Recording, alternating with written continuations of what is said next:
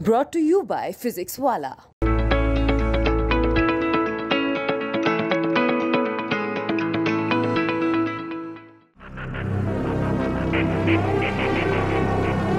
कानपुर के गैंगस्टर विकास दुबे समेत उसके रिश्तेदारों की 23 संपत्तियों को जब्त कर लिया गया है। तकरीबन 67 करोड़ की इन संपत्तियों पर कानपुर जिला प्रशासन ने यह कार्रवाई की है। इससे पहले विकास दुबे के सहयोगी जय वाजपेयी को भी भू माफिया घोषित किया जा चुका है। एनकाउंटर में मारे गए विकास दुबे और उसके करीबियों पर कानूनी शिकंजा कसने के बाद प्रशासन अब उसके आर्थिक साम्राज्य को भी खत्म करने में लगा हुआ है। गैंगस्टर के बिकरू गाँव से लेकर चौबेपुर, कानपुर देहात और लखनऊ में विकास दुबे समेत उसके रिश्तेदारों की 13 अचल और 10 चल संपत्तियों को प्रशासन ने जब्त कर लिया है। जब्त की गई संपत्ति की कीमत लगभग 67 करोड़ बताई गई है। अचल संपत्तियों में विकास दुबे और उसके मददगार रिश्तेदारों के मकान, दुकान और कॉम्प्लेक्स शामिल हैं।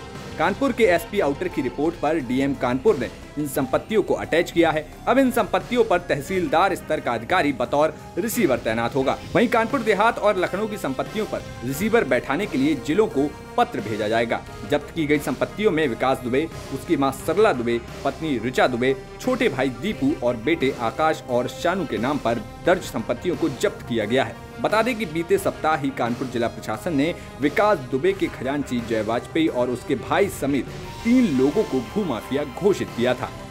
बिकरू कांड से संबंधित जो मुख्य अभियुक्त था विकास दुबे और उनके परिवारजन के विरुद्ध में पुलिस अधीक्षक कानपुर आउटर की आख्या के क्रम में न्यायालय कानपुर नगर जिला मजिस्ट्रेट गैंगस्टर एक्ट की 14(1) धारा के अंतर्गत हम लोगों ने इनकी चल अचल संपत्ति को जब्तीकरण के आदेश निर्गत किए हैं।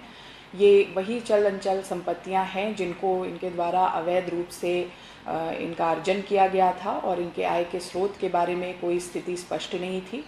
पुलिस की आख्या के क्रम में ये जब्तीकरण और अटैचमेंट की कार्रवाई की गई है। इसमें तहसीलदार जो हैं वो रिसीवर के रूप में नियुक्त किए गए हैं। इसमें यह भी अवगत कराना है कि ये चल अचल संपत्तियां न केवल कानपुर नगर जनपद में बल्कि कानपुर देहात जनपद और जनपद लखनऊ में भी स्थित हैं। तो संबंधित जिलाधिकारी गणों को भी हम लोगों के द्वारा पत्राचार किया गया है और वहाँ भी उनसे अनुरोध किया गया है कि वहाँ स्थानीय स्तर पर एसडीएम स्तर का अधिकारी या तहसीलदार नियुक्त किया जाए और जल्द से जल्द इस पूरे प्रॉपर्टी की कुर्की की जाए।